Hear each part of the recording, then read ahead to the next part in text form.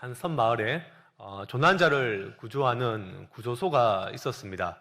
풍랑이 심하고 파손 사고가 잦았기 때문에 반드시 구조소가 필요했던 곳입니다. 하지만 구조소의 시설은 매우 연약했습니다. 시설이 미비해봤자 낡은 창고에 낡은 의자 몇 개가 전부였습니다. 그러나 이 구조소에는 헌신적인 사람이 몇 사람 있었기 때문에 구조를 늘 성공적으로 잘 감당하였습니다. 그러자 이 구조소가 유명해졌고 사람들이 몰려들기 시작했습니다. 언제나 유명해지면 투자자들이 몰려들기 마련입니다. 많은 사람들이 몰려들었고 관광지가 어느 정도 되었습니다. 그래서 그 구조소에는 이제 큰 배도 가지게 되었고 건물도 새롭게 지었습니다. 하지만 구조소가 좋아지자 사람들의 생각이 조금씩 바뀌기 시작했습니다. 그것은 이제 구조보다는 우리의 사교가, 우리의 교제가 더 중요하다, 그렇게 생각하기 시작한 것입니다. 사람들은 편안한 의자와 소파에 앉아서 오락을 즐기는 것으로 낙을 삼기 시작했습니다. 근데 그때 바로 옆에서 여객선 하나가 파손되었다는 소식을 듣게 되었습니다. 하지만 사람들은 여전히 교제에만 열중할 뿐 아무도 구조에는 관심을 가지지 않았습니다. 몇 사람이 항의하자 구조소에 있던 사람들은 예산이 넉넉하니까 사람들을 사서 구조를 시키자, 그렇게 얘기할 뿐 아무도 구조에 동참하지는 않았습니다. 이 광경을 지켜볼 수 없었던 두 사람이 이 구조소를 떠나서 새로운 구조소를 하나 마련했습니다. 물론 처음과 같이 역시 열악했습니다. 낡은 창고 하나 빌려서 열심히 구조를 했습니다.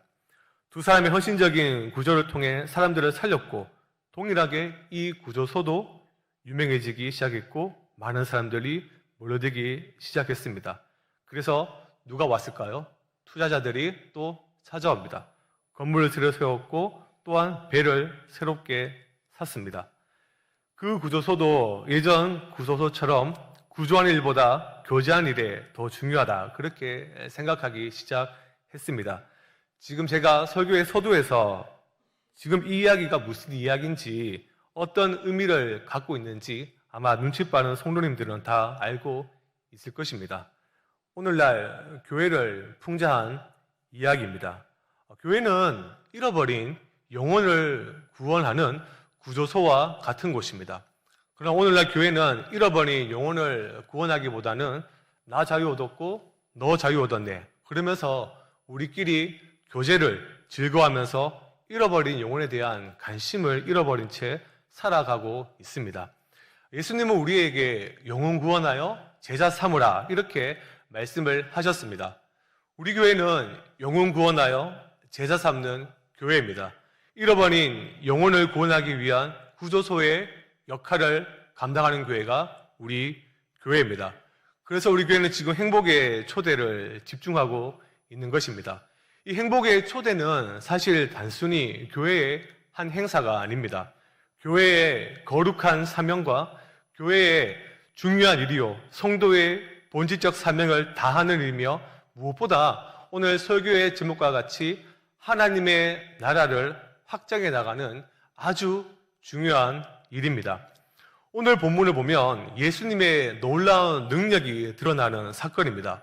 오늘 본문을 사실 잘 이해하기 위해서는 이전의 내용들, 즉 마가복음의 문맥을 조금 잘 이해해 볼 필요가 있습니다. 어떠한 문맥에서 오늘 본문의 사건들이 등장하는지를 우리가 잘 알 필요가 있다라는 것입니다.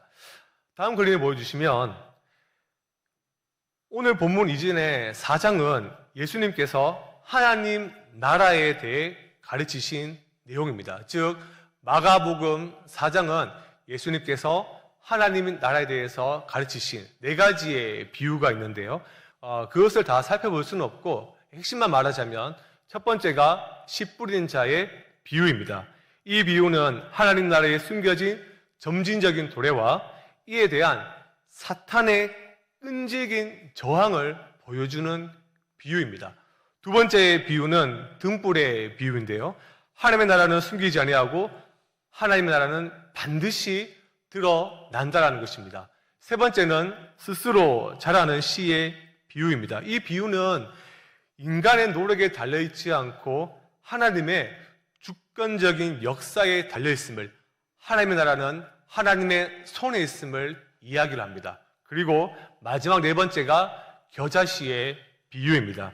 이 비유는 겨자씨 하나같이 현재 하나님의 나라는 형편없이 보이지만 어느 때가 되면 엄청난 결과를 수반될 것이다 라는 그러한 교훈입니다. 결국 이 교훈의 마지막에 저 네 번째 포인트가 중요한데요.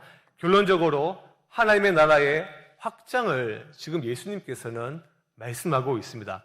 하나님의 나라는 이미 시작되었고 하나님의 나라는 확장되어 가고 있습니다. 예수님의 모든 지상사역은 하나님 나라의 확장입니다. 하나님 나라에 대한 비유를 가르치시고 오늘 본문에 보시면 4장 35절에 보시면 그날 저물 때에 예수님께서 제자들과 이동을 하십니다. 이동하신 목적이 무엇일까? 그것은 하나님 나라 이 비유를 청각적으로 잘 듣게 하시고 이제 청각적인 교육을 넘어 시각적인 교훈, 즉 이제 체험을 시키고자 이동을 하십니다. 이동 장소는 바로 가다라, 다른 복에 보면 가다라 되어 있고요. 오늘 본문에 보면 거라사 지방입니다. 예수님께서 배를 타시고 바다를 건너 그 지방으로 이동을 하십니다. 거라사 지방으로 가기 위해서는 배를 타고 약 10km 정도 이동을 해야 합니다. 그 배에는 제자들도 함께 동승하고 있었습니다. 근데 얼마의 시간이 지나자 바다에 파도가 치기 시작했습니다. 그때 예수님은 무엇을 하고 계셨습니까? 예수님은 잠을 바로 주무시고 계셨습니다. 우리가 잘 기억하듯이 예수님의 제자들 중 다수는 바로 어부들입니다. 이들은 갈릴리 바다의 풍랑에 대해서 너무나 잘 알고 있습니다. 따라서 풍랑을 이겨내는 방법도 너무나 잘 알고 있습니다. 그럼에도 불구하고 오늘 본문에 보면 그들이 황급히 예수님을 깨운 것을 보면 이 풍랑은 제자들이 자주 만났던 그러한 풍랑이 아니었음을 쉽게 짐작을 할 수가 있습니다. 아마도 가장 능숙한 어부들마저도 죽음의 위협을 느낄 정도로 무시무시한 풍랑이었을 것입니다. 그래서 제자들이 서둘러 주무시는 예수님께 달려가 어떻게 이야기를 합니까? 38절의 말씀인데요. 함께 읽어보겠습니다. 시작. 예수께서는 고물에서 베개를 베고 주무시더니 제자들이 깨우며 이르되 선생님이여 우리가 죽게 된 것을 돌보지 아니하시니까 하니. 예수님께서는 이들의 긴급한 호출에 일어나셔서 어떻게 하십니까?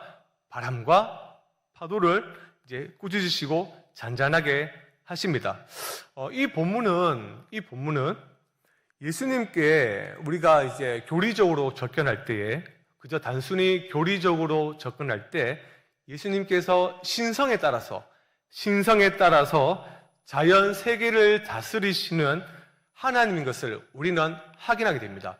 교리적으로 볼 때 이것은 정확한 접근이며 완벽한 퍼펙트적인 답입니다. 그러나 이 본문은 그 내용만이 사실 전부가 아닙니다. 오늘 본문 가운데 첫 번째 오늘 이 사건, 풍랑을 잠잠케 하신 예수님은 단지 오늘 본문에서 전지전능한 하나님으로 그렇게만 그려지지는 않습니다. 예수님께서 전지전능한 하나님을 강조하기 위해 굳이 바람과 파도를 일으키시고 또한 제자들을 당황시키시고 또 거기에 그들을 살려주실 히어로처럼 짠하고 등장할 필요는 사실 없습니다. 단순히 그렇게만 보면 예수님은 지금 제자들을 상대로 원맨쇼를 하고 있는 것입니다. 이 본문에서 우리는 앞의 비유와 관련해서 생각해 볼 필요가 있습니다.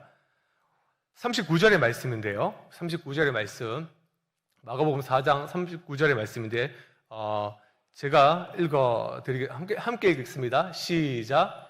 예수께서 깨어 바람을 꾸짖으시며 바다들을 이르시되 잠잠하라 고요하라 하시니 바람이 그치고 아주 잔잔하여 지더라.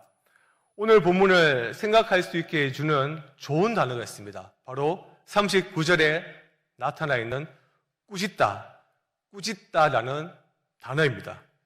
오늘 말씀을 보면 예수님께서 바람과 바다를 꾸짖으셨는데 말을 알아듣는 대상이 아닌 바람과 바다를 꾸짖으셨다. 이것은 조금 이상합니다. 게다가 여기서 꾸짖으셨다라는 것은 비유적인 표현이 아닙니다. 이 단어를 정확하게 번역하자면 질책했다입니다. 질책했다. 즉 잘못한 일에 대해서 야단을 치신 것을 의미합니다. 그러므로 지금 예수님께서 바람과 바다에게 명령하시고 계신 이 장면은 그냥 호통치듯이 그렇게 얘기하는 것이 아니라 구체적으로 바람과 바다에게 잘못을 물으시면서 호되게 혼을 내고 있는 것을 의미합니다. 어떻게 바람과 바다를 혼낼 수 있을까요? 바람과 바다는 인격체가 아닙니다. 참으로 의아하면서도 아주 흥미로운 이야기입니다. 우리는 이 말씀을 전체 성경에서 조명해서 살펴볼 필요가 있습니다. 다음 그림을 보여주시면 글자가 작아서 죄송한데요. 구약 성경에서 꾸짖다 이 단어는 사실 하나님께만 사용되는 단어입니다. 자신의 대적들에게 자신의 위대한 능력을 나타내실 때 그들을 물리치시면서 하시는 행위를 나타내는 단어가 바로 이 단어입니다. 예를 들어서 시편 104편 말씀을 보면 하나님께서 창조 때 혼돈의 문을 나뉘게 하실 때 이 꾸지람을 사용했다라고 성경은 기록되어 있습니다. 시편 104편 6절부터 7절의 말씀인데요. 옷으로 덮음같이 땅을 바다로 덮으심에 물이 산들 위에 섰더니 주의 견책을 인하여 도망하며, 이 견책이 바로 꾸짖다라는 단어와 동일합니다. 우리가 잘 아는 대로 창조 때 하나님께서 물과 물을 나뉘게 하셔서 묻이 드러나게 하시는 그 일을, 그 방법을 어떻게 하셨습니까? 꾸중으로 하신 것입니다. 비슷한 예로 시편 106편의 말씀 보면 9절의 말씀인데요. 이에 홍해를 꾸짖으시니 곧 마름에 저희를 인도하여 바다 지나가기를 광야를 지남 같게 하사 홍해 사건을 꾸짖었다라고 또 시편 기자는 말하고 있습니다. 이 외에도 이사야서 50장 2절의 말씀, 나홈 1장 5절의 말씀을 보면 하나님께서 바다를 꾸짖으셨고, 또한 시편 76편의 6절의 말씀, 이사야서 17장 13절의 말씀, 무엇보다 중요한 것은 스가랴서 3장 1절부터 2절의 말씀 보면 하나님께서는 사탄을 직접적으로 꾸짖으십니다. 성부 하나님 역시, 우리가 잘 아는 성부 하나님 역시 오늘 본문의 예수님처럼 무생물인 바다나 혼돈의 물에게 야단칠 수는 사실 없습니다. 말귀를 알아듣는 대상도 아닌데 어떻게 야단을 칠 수가 있겠습니까? 그러므로 하나님께서 이렇게 구약 성경에서 물을 야단치신 것은 이 혼돈의 물이나 바다가 상징하고 있는 세계입니다. 그 세계를 향해서 하나님께서는 꾸중을 하신 것입니다. 진짜 물에게 야단을 친 것이 아니라 그 물이 상징하고 있는 대상에 대해서 꾸중하고 있는 것입니다. 그리고 이 상징하고 있는 대상이 무엇인가 하면 제가 앞에서 중요하다 했던 말씀, 스가랴서 3장 1절부터 2절의 말씀을 보면 바로 하나님의 대적으로서의 궁극적으로 사탄을 의미합니다. 이런 사실을 생각해 볼 때에 오늘 본문에서 예수님께서 거라사 지방으로 가시는 이 파도를 만난 이 장면에서 예수님께서 파도를 향하여 야단을 치신 것을 이제 우리는 이해할 수 있습니다. 예수님께서 파도를 꾸짖으신 것이 아니라 바로 파도 뒤에 있는 그 혼돈의 물의 실체를 꾸짖으신 겁니다. 바로 사탄을 향해서 책망을 하신 것입니다. 왜 예수님께서는 사탄을 책망하셨을까요? 예수님께서 지금 몇 분의 성도들처럼 단잠에 빠지셨는데 그걸 깨워서 기분 나빠서 그냥 혼을 내고 계신 것일까요? 아닙니다. 지금 파도와 바람을 일으켜 예수님의 일을 방해하고자 했기 때문입니다. 앞에서 제가 말씀을 드린 것처럼 씨 뿌리는 자의 비유에서 사탄은 하나님의 일을 끊임없이 방해합니다.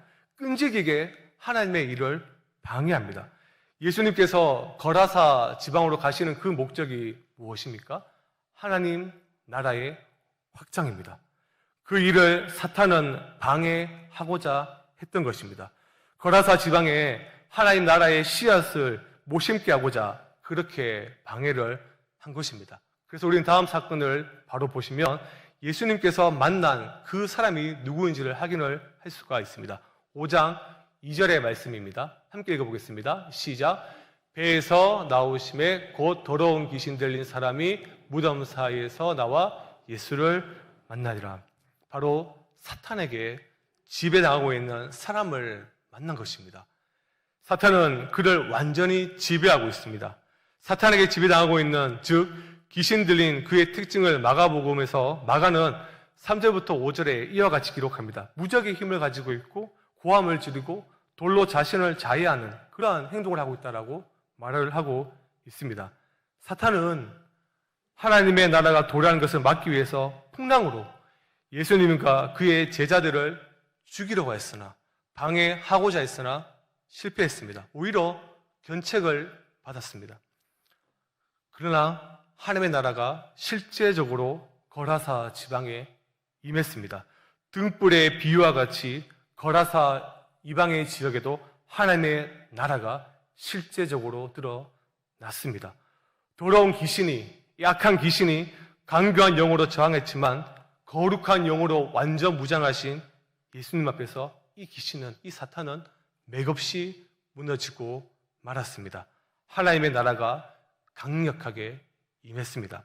자, 그렇다면 이제 사탄의 방해 공작은, 방해 작전은 완전히 끝이 났을까요? 예수님의 승리로 끝이 났을까요?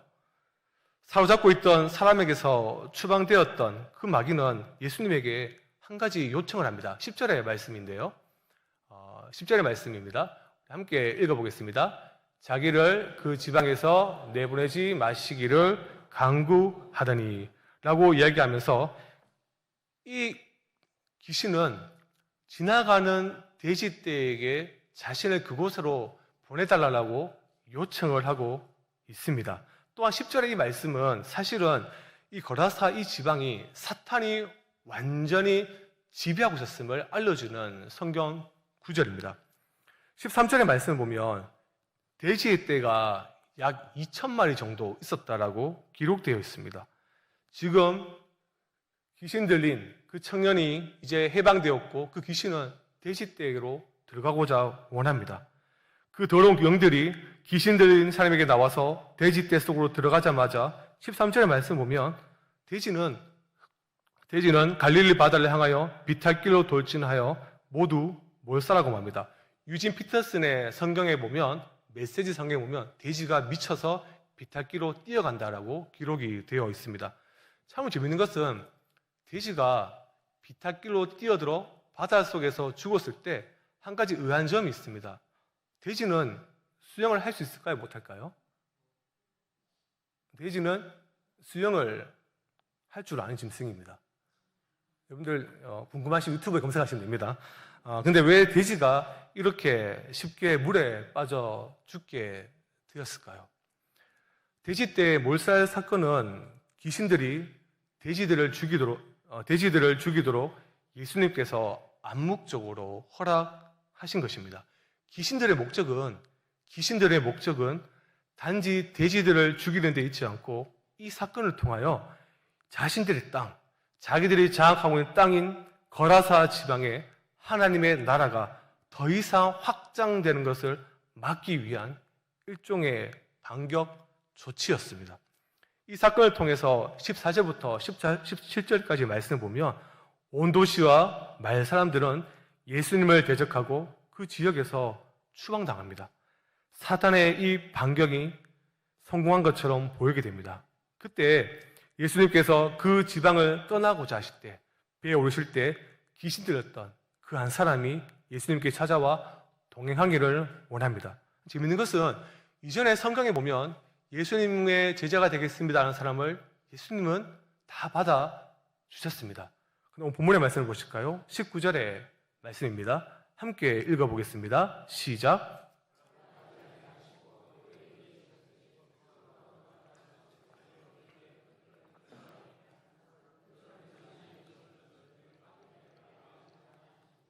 집으로 돌아가 자신에게 일어난 큰일을 가족들에게 알리라. 예수님은 사탄에게 패배하여 폐장병처럼 거라사 지방을 떠난 것이 사실 아닙니다. 마치 사탄의 이 작전이 성공한 것처럼 보이지만 그렇지 않습니다. 여기에 이 19절에 예수님의 지혜와 숨겨진 역습의 작전이 있습니다. 귀신 들었던 이 사람은 곧바로 집에 들어가 예수님의 말씀에 순종합니다. 집으로 돌아가서 가족들에게 뭘 합니까? 자기가 체험했던 예수님의 이 이야기를 간증을 하는 것이죠. 그리고 더 나아가 본문의 말씀에 보시면 20절에 보시면 데가볼리라는 지방에 가서 자신의 이야기, 간증을 하고 있습니다. 이 데가볼리는 10개의 도시를 의미합니다. 귀신 들렸던 이 사람이 자기 집뿐만 아니라 여러 군데를 다니면서 자신의 이야기를, 자신이 만났던 하나님의 그 나라를, 예수님의 그 십자가의 사건을 더불어서, 아마 오늘 따지면 예수님의 십자가 사건을 더불어서 그 은혜를 다 이야기를 하면서 간증을 한 것입니다. 예수님 하나님의 아들이시자 진정한 왕이다. 사탄도 예수님의 말씀에 무릎을 꿇는다. 이렇게 외치면서 바로 간증을 하러 다닌 것이죠. 그 한 사람의 변화가, 이 한 사람의 변화가 훗날 하나님 나라에 확장되는데 큰 역할을 하게 됩니다. 마가복음 7장 31절의 말씀인데요. 마가복음 7장 31절의 말씀을 보면 예수님께서 두로에 가셨다가 데가볼리, 바로 이 귀신 들었던 사람이 다녔던, 간증하러 다녔던 이 지역에 잠깐 머무신 적이 있습니다. 그때 병을 앓은 사람, 그리고 말 듣는 사람, 많은 사람들이 구름대처럼 예수님께 몰려옵니다. 바로 거라사에서 변화된 한 사람이 전한 일 때문에 이런 일이 가능해진 것입니다. 마가복음 4장 마지막 비유의 그 내용, 겨자씨 비유가 실제적으로 성취되는 것을 우리는 이 시간에 확인하게 됩니다. 하나님의 나라가 한 사람을 통하여 확장이 되어가고 있습니다. 예수님을 쫓아냈을 때 사탄은 분명히 비웃었을 것입니다. 자신이 승리했다, 그렇게 할렐루야, 물론 사탄이 할렐루야라고 얘기하지 않겠지만 그렇게 환호성을 질렀을 것입니다. 표면적으로 볼 때 사탄의 승리같이 보이지만 실제적으로 하나님의 나라가 확장되는, 예수님의 역습이 성공하는 그러한 내용을 우리는 오늘 본문에서 확인을 하게 됩니다. 한 사람을 전도하여 사탄의 전략을 완전히 깔아뭉개버리는 예수님의 지혜 앞에 우리는 오늘 전도에 대한 도전을 사실 받아야 됩니다. 전도는 단순히 한 사람을 더 데리고 와서 예배당에 한 사람을 더 채우자, 이러한 의미가 아닙니다. 전도는 하나님 나라를 확장하는 중요한 일입니다. 전도는 사탄의 일을 멸하는 것이며 새 생명의 역사를 일으키는 중요한 일입니다. 거라사 지방에 사탄에게 완전히 지배받아 살아가던 귀신 들린 그 사람은 사실 오늘날 흑암의 건세에 갇혀있는 모든 믿지 않는 자들을 상징합니다. 죄와 허물로 죽은 존재고, 세상의 풍조를 따르고 공중의 건세 잡은 자를 따르는 불쌍한 이들입니다. 본질상 하나님의 진노의 자녀들입니다. 우리가 작성한 태신자들이 이러한 존재다라고 성경은 분명히 밝히고 있습니다. 우리는 이들에게 복음을 전해야 할 의무가 있는 자들입니다. 그러나 하나님의 나라를 확장하는 것은 결코 쉽지 않습니다. 사탄에게 종로를 타는 이들을 하나님의 자녀로 등기 이전하는 것은 결코 쉬운 일이 아닙니다. 사탄은 우리가 전도하지 않고 우리끼리 모여서 휘익낙낙할 땐 팔짱 끼고 그저 웃고 쳐다보고 있을 것입니다. 하지만 실제적으로 우리가 전도가 시작될 때 마귀는, 이 사탄은 풍랑을 일으키고 여러 가지 일들로 통해서 우리를 방해합니다. 오늘 본문의 말씀처럼 어떻게든 하나님의 말씀이 심겨지는 이 일을 방해하고자 사탄은 끈질기게 우리를 저항할 것입니다. 전도는 분명히 영적인 일입니다. 사탄과의 영적인 싸움으로 이 전도는 시작을 하는 것입니다. 첫 번째 적용이 바로 여기 있습니다. 하나님 나라의 확장은 영적 전쟁은 바로 하나님 나라의 확장은 바로 영적 전쟁에서부터 시작된다는 것입니다. 에베소서 6장 12절의 말씀입니다. 제가 읽어드리겠습니다. 우리의 신음은 혈과 육을 상대하는 것이 아니요 통치자들과 권세들과 이 어둠의 세상 주관자들과 하늘에 있는 악의 영들을 상대함이라. 악의 영들을 상대함이라. 그리고 고린도후서 4장 4절의 말씀 보면 세상 모든 사람들이 왜 예수를 믿지 않는가? 그 이유가 무엇일까? 바울이 이렇게 얘기합니다. 바로 사탄이 마음을 혼미케 하고 복음의 빛을 깨닫지 못하도록 그들이 막고 있기 때문입니다. 전도는 사탄의 왕국에 속한 자들을 하나님의 왕국으로 끌어들이는 영적인 전투 행위입니다. 그러므로 복음을 전하기 위해서는 배후의 세력인 사탄의 견고한 진을 무너뜨리는 것이 반드시 선행이 되어야 됩니다. 여러분, 사탄의 진을 무너뜨리는 영적 전쟁의 최고의 무기는 무엇일까요? 마귀가 가장 무서워하는 것이 무엇일까요? 하루한 예배, 조직, 찬양 등은 사실 마귀가 그게 별로 신경을 쓰지 않습니다. 어느 책에 보니까 이렇게 되어 있더라고요. 마귀가 세 가지를 싫어한다. 첫 번째가 겸손입니다. 겸손은 하나님만을 의지하기 때문입니다. 두 번째가 중보, 기도. 그리고 세 번째가 전도입니다. 전도하면 마귀의 영토가 점점 줄어들기 때문에 바로 마귀가 전도를 가장 싫어한다라는 것입니다. 사탄은 성도가 기도에 무릎을 꿇을 때 약해집니다. 사탄은 교회의 튼튼한 사업을 두려워하지 않습니다. 기도하는 교회를 두려워합니다. 전도하는 교회를 사탄은 두려워합니다. 독일의 종교개혁자였던 마르틴 루터가 했던 말이 있습니다. 앞에 보이실 건데요. 개와 마귀는 우리가 엎드리면 도망간다. 개는 돌 줍는 줄 알고 도망가고 마귀는 기도하는 줄 알고 도망간다. 아무리 사나운 개다 할지라도 돌로 공격을 하면 내가 더 미친놈이구나 하고서 개는 도망가게 되어 있습니다. 동일하게 마귀 역시 하나님께 기도하는 자의 공격을 견딜 수 없어 무서워하여 마귀는 반드시 기도하는 자를 무서워하고 도망가게 되어 있습니다. 사랑하는 성도 여러분, 예수님의 말씀에 한번 귀를 기울여 보십시오. 마가복음 9장 29절의 말씀입니다. 이르시되 기도 외에 다른 것으로는 이런 종류가 나갈 수 없느니라 하시니라. 바로 사도 바울도 이 말씀을 잘 알았습니다. 그래서 그가 담대히 복음을 전할 수 있도록, 전도의 문이 열릴 수 있도록 무엇을 부탁했습니까? 기도를 부탁했던 것입니다. 사랑하는 성도 여러분, 우리 모두가 이제 한 마음과 한 뜻이 되어 기도할 때입니다. 이제 우리가 새임 기도회가 2번 남았거든요. 이때 우리가 다 함께 나와서 기도할 때 사탄은 두려워 벌벌 떨게 될 것입니다. 기도하는 그 자리에 우리 모든 성도님들이 함께 동참하기를 진심으로 부탁드리겠습니다. 아멘이 3명밖에 안 나왔는데 일단은 적용 2번으로 넘어가겠습니다. 적용 2번으로 가겠습니다. 하나님 나라의 확장을 위해 시간과 물질을 투자해야 됩니다. 돼지떼 2,000마리는 오늘날에도 큰 재산이죠. 제가 궁금해서 검색을 해봤거든요. 돼지 한 마리, 그러니까 110kg 정도 돼지가 오늘날 약 한 45만 원에 팔린다고 되어 있습니다. 오늘날 이 정도 가격이면 굳이 오늘 말씀과 적용해 볼 때 거라사 지방은 하루아침에 약 8억에서 10억 정도를 손해 본 것입니다. 엄청나게 큰 피해를 본 것이죠. 돼지고기를 전문적으로 생산하는 곳이 바로 이 거라사 지방입니다. 양돈 사업으로 먹고 사는 이들이 하루아침에 엄청난 피해를 보고 말았습니다.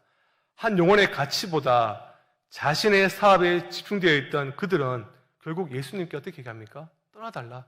나는 예수가 필요 없다라고 이야기를 하고 있습니다. 그들은 귀신 들었던 자가 참 자유함을 얻은 것에 관심을 가지지 않았습니다. 대지의 일, 자신의 사업에만 큰 관심을 가졌던 것입니다.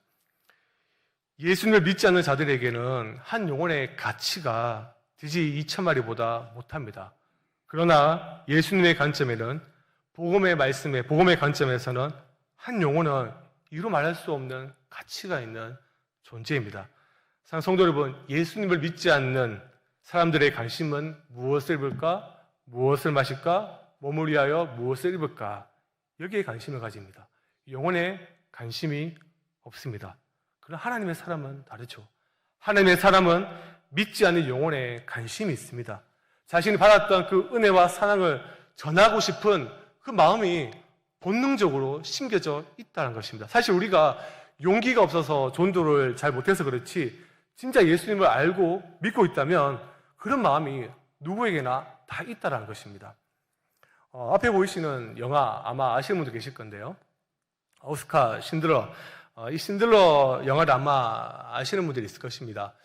신들러가 작성한 리스트가 있는데 그게 뭔가 하면 바로 히틀러의 만행 앞에서 유대인들을 구출할 그러한 계획을 세웁니다. 유대인들의 목록을 만들고 자신의 모든 재산을 다 바쳐서 유대인들의 생명을 건집니다. 그의 마지막 돈을 다 털어서 유대인들을 기차에 태워 보낸 후에 그는 선로를 터벅터벅 걸어갑니다. 그때 무심코 자기의 손가락에 있던 무엇을 보았을까요? 금반지를 보게 됩니다. 그리고 그는 소리칩니다. 내가 이것을 왜 끼고 있지? 이 금반지를 팔았더라면 한 사람의 생명을 더 구할 수 있었을 건데 왜 내가 이 반지를 끼고 있지? 그렇게 말하면서 그는 통곡합니다. 잊을 수 없는 것은 마지막 장면이었습니다. 그는 자신이 구해내지 못한 유대인들이 끌려가는 모습을 보면서 눈물을 흘리며 이렇게 얘기합니다. 내게 돈이 조금만 더 있었다면 한 사람이라도 더 구할 수 있었을 텐데 내게 돈이 조금만 더 있었다면 한 사람이라도 더 구할 수 있었을 것인데 신들러는 돈이 없어서 유대인들을 구하지 못하며 눈물을 흘렸는데 우리는 물질이 충분히 있음에도 전도하지 못한다면 참으로 부끄러운 일이 아닐 수가 없습니다. 저 오른쪽에 아마 문자 같은 게 보이실 거예요. 저게 뭔가 하면 저한테 오는 문자입니다. 제가 2011년쯤에 와이프가 차 사고가 나서 어떤 정비 공장에 수리를 맡긴 적이 있습니다. 그때부터 2011년부터 23년, 12년 동안 매달 초 아니면 이제 마지막 날에 항상 문자가 저렇게 오고 있습니다. 제가 저 문자를 보고 저 정비소에 안 갈 수가 없습니다. 계속 끊임없이 자기 고객에게 관심을 가지고 문자를 이렇게 보내고 있는데요. 사랑하는 성도 여러분, 우리의 모든 시간과 물질을 한 영혼에게 관심을 가져야 됩니다. 전도는 시간과 물질을 투자하는 중요한 일입니다. 시간을 투자하고 물질을 투자하고 정성을 기울여 간절히 기도할 때 또한 사랑하는 마음으로 대신자를 섬길 때 그들의 마음의 문이 아주 조금씩 열릴 겁니다. 그런데 아주 조금씩 문이 열릴 때 그때 생명의 역사가 일어납니다. 왜냐하면 겨자씨는 그것보다 더 작기 때문입니다. 분명히 그 작은 공간에 겨자씨가 들어가 놀라운 생명의 역사가 일어날 것입니다. 마지막으로 우리 시간이 지났지만 하나만 더 보고 마치겠습니다.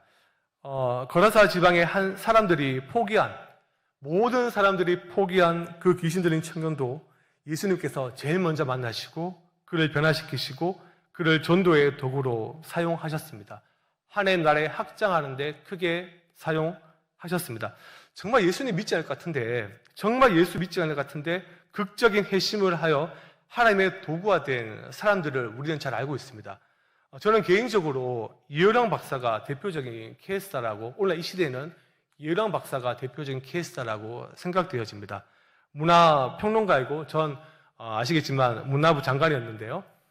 이분은 그냥 기독교 자체를 좀 극단적인 표현했을 때 쓰레기 같은 종교로 생각했습니다. 그런데 그가 2007년 7월 23일 날 세례를 받고 세상을 깜짝 놀라게 했습니다. 그리고 그 다음에 어느 서울의 큰 교회에서 이렇게 간증을 했습니다. 제가 아마 읽어드리겠습니다. 지금 생각해보니 내가 정말 예수님을 안 믿을 사람이었다면 정작 그렇게 기독교에 대해서 욕하고 다니지 않았을 것입니다. 무관심했더라면 전 이 자리에 서지 못했겠지요. 그게 모두 관심이었고 하나님은 저를 그렇게 쓰셨던 것입니다. 제가 젊었을 때 섬뜩할 정도로 기독교에 대해 독서를 서슴지 않았어요. 그런데 돌이켜보니 하나님이 저에게 그렇게 시킨 거예요. 물론 하나님의 주권을 약간 이상하게 해석하지만 맞는 말이에요. 왜냐하면 이렇게 지독하게 말하던 사람이 예수를 믿게 되었다는 것을 보여주시기 위해서였죠. 사람들은 이런 나를 보면서 골똘히 생각할 겁니다. 지성을 자랑하던 사람이 어떻게 하나님께 무릎을 꿇고 기도하는 사람으로 변했는가를 보여주기 위해 하나님은 미리부터 준비하신 거라 생각이 됩니다.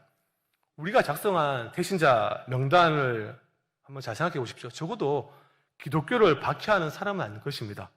우리의 관점에서 볼 때 정말 예수를 믿지 않을 것 같은데, 복음을 전해도 복음을 받아들이지 않을 것 같은데, 복음을 증거할 때 근데 하나님께서 친히 일하셔서 그 사람을 변화시키시고 하나님의 일꾼으로 하나님의 능력으로 하나님은 사용하실 것입니다. 우리는 이번 행복의 초대에 이러한 기대감을 가지고 전도를 해야 됩니다.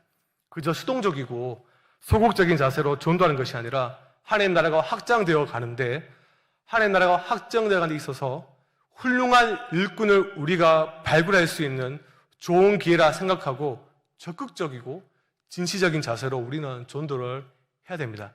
지난 3년간 코로나19를 거치면서 교회들이 전도에 대한 무기력과 절망의 늪에 빠졌습니다. 그래서 말합니다. 요즘 교회가 전도가 되나? 괜히 졸업만 다는 게 아니야. 내 신앙 하나 바로 서지 못했는데 뭐 전도를 하는가? 이런 부정적인 생각을 다 떨쳐버리고 우리가 전도한 한 사람 때문에 하나님의 나라가 더 확장되어가는 놀라운 역사를 기대하며 열심을 다하는 이번 행복의 초대 되기를 진심으로 우리가 다 함께 애쓰기를 부탁드리겠습니다.